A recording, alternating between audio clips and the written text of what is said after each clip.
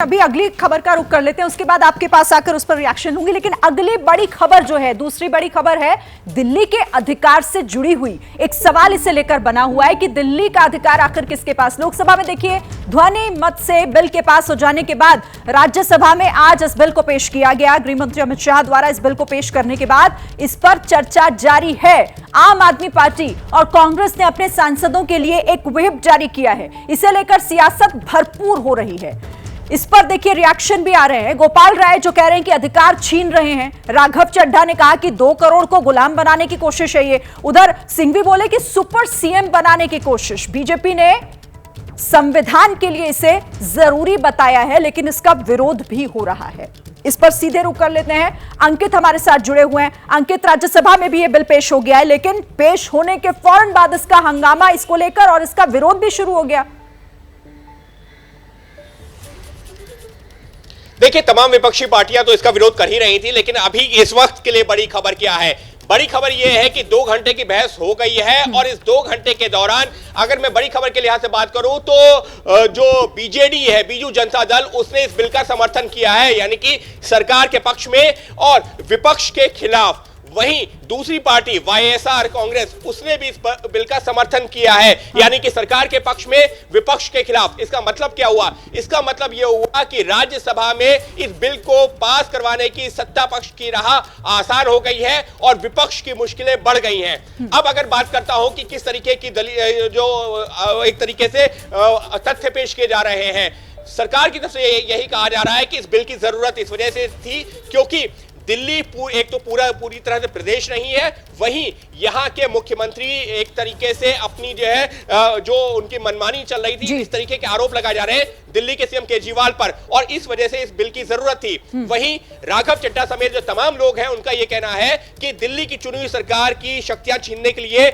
ऐसा किया जा रहा है और लोकतंत्र में यह ठीक नहीं है। जी बिल्कुल, शुरू से यही आरोप लगाया जा रहा है, लेकिन आप महत्वपूर्ण जानकारी दे रहे हैं कि किस तरीके से बीजेडी और वो सरकार के साथ नजर आ रही है, वाईएसआर भी सरकार के साथ नजर आ रही है, और कैसे इसे पास कराने की राह आसान सरकार के लिए हो रही है। इसका जरा गणित आप समझिए। आपको यहां पर नंबरों का जो है वो खेल समझाने की कोशिश करते हैं। राज्यसभा में सीटों का गणित क्या कहता है, बहुत कुछ उससे साफ हो जाता है। कुल सीट देखिए, 245 कुल सीट राज्यसभा में है। इसके साथ ही 7 खाली है और अभी 1 सीट जो है वो सस्पेंड है। मौजूदा सीट कितनी हो जाती है? फिर हो जाती है 237 का ये नंबर। बहुमत के लिए आपको चाहिए 119 का आंकड़ा, जो बेहद जरूरी है।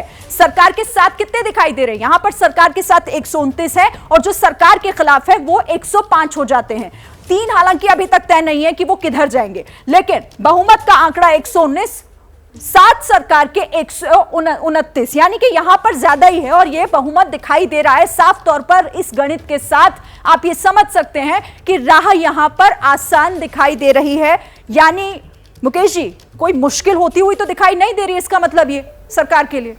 बिल्कुल, ये तो स्पष्ट था। लोकसभा में भी इन दोनों ही पार्टियों ने सरकार के पक्ष में अपनी बात रखी थी। वो स्पष्ट था कि यहाँ जिस तरह से लोकसभा में पास हुआ है, राज्यसभा में भी दिक्कत नहीं आएगी।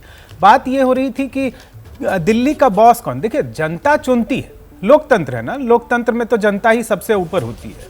और एक तरह से देखें तो राज्य की जो ताकत है, राज्य में जो फैसले लेने हैं, इसके साथ ही स्थानीय निकाय में भी जनता ने अपना फैसला दे दिया है, लेकिन जनता ने ही केंद्र सरकार को भी चुना है, वो उसके अंदर दिल्ली भी आता है। और सुप्रीम कोर्ट ने भी कहा है दिल्ली के यहाँ तक कि सर्विसेज मैटर को, जिस पे ये बिल आया है, उसमें भी संसद को, केंद्र को अधिकार है बनाने का, लेकिन कितना अधिकार है इस पे सुप्रीम कोर्ट सुनवाई कर रहा है। और गृह मंत्री का कहना है कि ये पूरी तरह से केंद्र के हाथ में है और सारी शक्तियां केंद्र के जरिए उपराज्यपाल को दी गई है। राखी जी, अब लोगों के मन में ये सवाल भी आ रहा होगा कि भाई पहले भी इसी तरीके से सरकारें चलती रही हैं, लेकिन अब ये लड़ाई क्यों? ये किस बात की लड़ाई है? केजरीवाल आए और उसके बाद ये नई जंग एक तरीके से शुरू हो गई। लेकिन मैं इसको दूसरी तरफ से प्रेजेंट करूंगी। मैं ये कहूंगी कि कहीं ना कहीं जो एडमिनिस्ट्रेशन है, कई बार ऐसी मुश्किलें, बाधाएं आ जाती हैं कि कौन किसके साथ है, कौन किसके कितने ऑर्डर्स मान रहा है, फाइल कहाँ तक जा रही है, उसमें कितनी देरी हो रही है। कहीं ना कहीं ये कुछ लोगों का ये भी मानना है कि जो एडमिनिस्ट्रेटिव कंफ्यूजन है और जो क्लैरिटी है वो जरूर उसमें कहीं ना कहीं आसानी होगी। हालांकि राजनीतिक तौर से ये साफ दिख रहा है कि कौन किसके अधिकार कितने ज्यादा हो जाएंगे और इस बिल के बाद जाहिर है किसके होंगे, लेकिन मुझे लगता है कि इससे एक रास्ता वो भी निकलेगा और इसीलिए इस जंग को इतनी ज्यादा, खासकर सेंटर को अगर आप देखें तो इसको इतनी ताकत के साथ अपने साथ ले रही। ठीक है रामकृपाल जी, मतलब क्या ये एक तरीके से विपक्षी मोर्चे का भी परीक्षा है, इंडिया की भी परीक्षा है? देखिए, तो केजरीवाल जी ने ही कहा था कि ये सेमीफाइनल है। दूसरों की बात छोड़िए, केजरीवाल जी ने ही कहा था कि ये इंडिया के लिए, INDIA के लिए सेमीफाइनल है।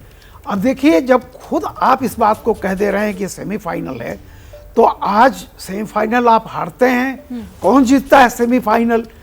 तो मुझे ऐसा लगता है कि देखिए, इस तरह के फतवे नहीं करने चाहिए जिसको आप सेमीफाइनल बना दिया। ठीक है, तो ये आज की तारीख में देखिए बहुत साफ बात हो जाएगी, जैसा आपने अभी दिखाया है। जब इसमें आंध्र प्रदेश के जगन मोहन रेड्डी साथ हो गए, बीजू पटनायक साथ हो गए, उड़ीसा आपके साथ है, और बाकी कुछ जो उस तरह के दल हैं उनका कोई महत्व तो नहीं है, अब ये बाहर हैं। ठीक है, तो ये तो बिल पास हो जाएगा। आप कह रहे हैं कि ये सेमीफाइनल है और कौन जीत रहा है साफ दिखाई दे रहा है। अंकित हमारे सहयोगी इस पर नजर बनाए हुए हैं। अंकित, आपको क्या लग रहा है, ये सेमीफाइनल कौन जीतने जा रहा है?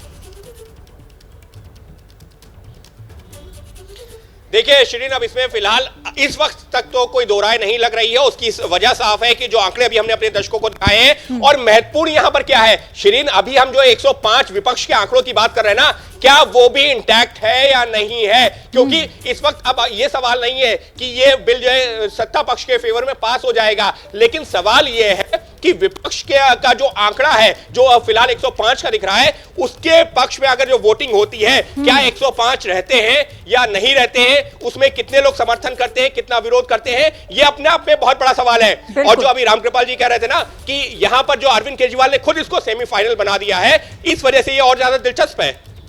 महत्वपूर्ण बात आप कह रहे हैं कि ये भी इंटैक्ट रह पाते हैं या नहीं, ये देखना होगा कि कौन साथ और कौन खिलाफ जाएगा। जैसे ही घड़ी का काटा दोपहर 2:30 पे आए, बबीता जी का दिल सास बहू साजिश के लिए मचल जाए। और ये है इनकी बहू, पूरे दिन ऑफिस की टेंशन हो जाए गॉन जब ये करें अपना फेवरेट शो फ्री टाइम पे ऑन। इनकी तरह आप भी देखिए अपना फेवरेट शो अपने टाइम पर और डाउनलोड कीजिए ABP लाइव ऐप अपने स्मार्ट टीवी पर।